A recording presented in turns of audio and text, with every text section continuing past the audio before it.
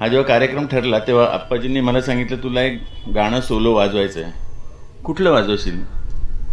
तर मी म्हटलं आप्पाजी तुम्ही जे काय सांगाल ते मी वाजवेन.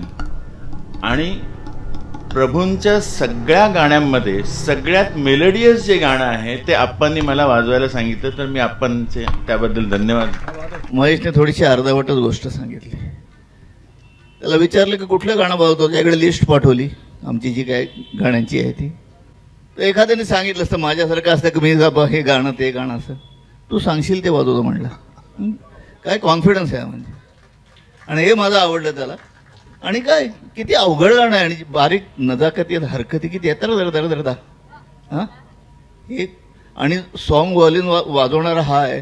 म्हणजे मला 3च गाणारी व्हॉल्यूम माहिती आहेत. एक प्रभाकर जोग, दुसरे अनिल मोहिले आणि तिसरा आमचा हा. क्या बात आहे. म्हणजे सूर आहे, एक्सप्रेशन आहे, फील आहे. आणि जी बारीक नक्षीकाम जे आहे ना या गाण्यामध्ये, आणि मला माहिती होतं नक्षीकाम वाजवणार, तर त्याची किती वाहवा करावी तेवढी थोडी आहे. हा असला कार्यक्रमामध्ये म्हणजे खूप रिलॅक्स्ड वाटतं मला. एकतर एकदम म्हणजे क्या बात आहे. कार्यक्रम चांगला होणार महेश आहे म्हणजे काहीच बात नाही. म्हणजे आम्ही डेल्या वाटतो तर हा नाही वाटत. क्या बात आहे महेश, तुला खूप खूप शुभेच्छा.